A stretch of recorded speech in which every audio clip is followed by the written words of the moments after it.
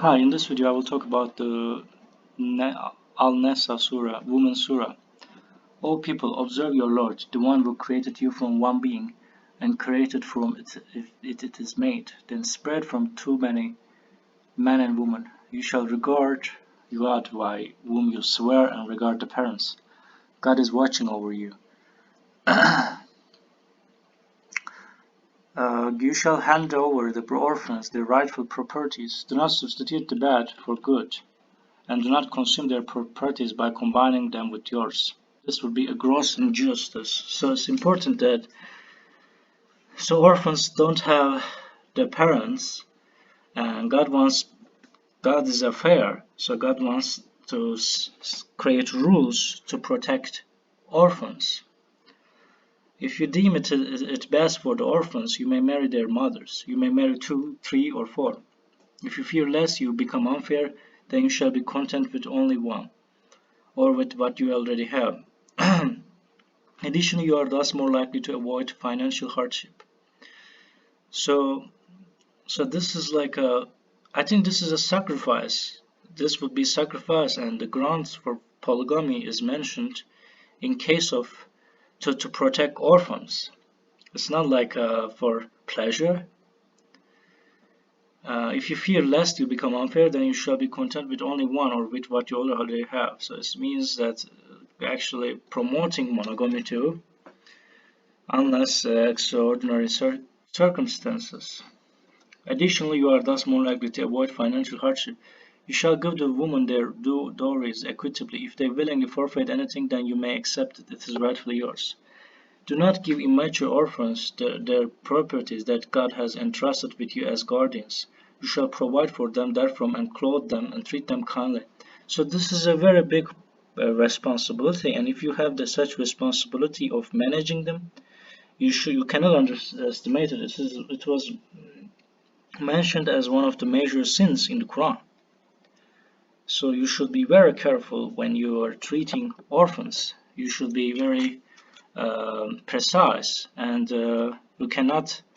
And if they're immature and you know that they will waste the money, you shouldn't give them their properties yet. And it explains that you shall test the orphans when they reach property. As soon as you find them mature enough, give them their property. Do not consume it extravagantly in a hurry before they grow up.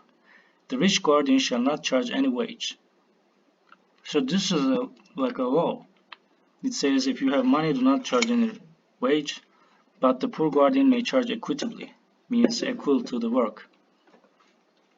When you give them their properties, you shall have witnesses. God suffices as a reckoner.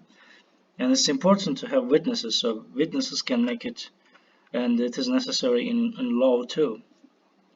The men get a share of what their parents and relatives leave behind. The woman too shall get a share of what the parents and relatives leave behind. Whether it is small or a large inheritance, definite share. During distribution of the inheritances, if relatives and orphans and needy persons are present, you shall give them therefrom and treat them kindly. Those who are concerned about their own children in case they leave them behind, you shall observe God and be equitable. Those will consume the orphans' properties unjustly, so this is very true. Eat fire into their bellies and will suffer in hell. So we see that God decrees a will for the benefit of your children. The male gets twice the share of the female. If the inheritors are only women, more than 2, they get 2/3 of what is bequeathed. If only one daughter is left, she gets 1/2. The parents of the deceased get 1/6 of the inheritance each if the deceased has left any children. If he left no children and his parents are only inheritors, the mother gets 1/3. If he has siblings, then the mother gets 1/6. And all this after fulfilling any will the deceased has left and after paying off all debts. When it comes to your parents and your children, you do not know which of them is really the best to you and the most beneficial. This is God's law. God is omniscient, most wise. This is interesting. So it is like that to avoid. This is the map. This is like a map, and there are people working on it, and you can watch the other videos. And when it comes to your parents and your children, you do not know which of them is really the best to you and the most beneficial. So this is important. So it's like you are doing it this mathematically, but yeah, you should. It means like you. It's a promotion. This is God's law. God is omniscient, most wise. So that's all I want to say. And you can read also the other verses. You get half of what your wives leave behind if they had no children. If they had children, you get 1/4 of what they leave. All this after fulfilling any will they had left and after paying off all debts. It's important to see the detail after paying off all debts. So otherwise it can be confusing and wrong. And they get 1/4 of what you leave behind if you had no children. If you had children, they get 1/8 of what you bequeathed. All this after fulfilling any will you had left and after paying off all debts. If the deceased man or woman was a loner and leaves two siblings, male or female, each one of them gets 1/6 of the inheritance. If there are more siblings, then they equally share 1/3 of the inheritance. So this is like there are more siblings than they equally share 1/3 of the inheritance. All this after fulfilling any will and after paying off all debts. So it's the same.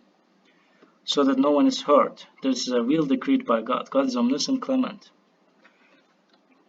These are God's laws. Those who obey God and His messenger, He will admit them into gardens with flowing streams wherein they abide forever.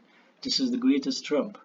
As for the one who disobeys God and His messenger and transgresses His laws, He will admit him into hell, wherein he abides forever. He has incurred a shameful reprobation. Those who commit adultery among you women, you must have 4 witnesses against them from among you. If they do bear witness, then you shall keep such women in their homes until they die or until God creates an exit for them. So this we should see them. A woman witnessed by 4 people in the act of committing adultery on 4 different occasions with 4 different partners represent a danger to public health. Such a woman is a depository of germs, and health quarantine protects the society from her. A good example of an exit that saves quarantined woman is marriage. Someone may wish to marry her and thus protect her and her society. And alternatively, he interpreted that way, but maybe sexual tests can be the alternative, so they can check it if they have disease or not, and they can do it accordingly. And so this is interesting. So if there's no such verse, then people could criticize it, but yeah, people can now say that, oh, there's an exit for them now. Then there are tests, sexual tests, and shows that. And you cannot just ignore this verse, because HIV and those problems actually cause people death. So you can check the literature, and like HIV, you can check like HIV suicide or something like that. Sexual diseases cause suicide, and suicide, HIV suicide, suicidal attempts and HIV. So and other sexual diseases. And once they have this, they keep it for a very long time, and some may not become negative. So can you imagine, like, one person maybe have relationship and doing it, but girls can also hide their status. And if girls hide their status, and in this case it's a thing, it seems like a thing, and they imprison them too, not like eternally, but here we see that it's not on eternal too. So that's why we know that how God is seeing the future, and in the future there will be exit for them. So that's all I want to say. Thanks for watching this video, and hope to see you in the next video.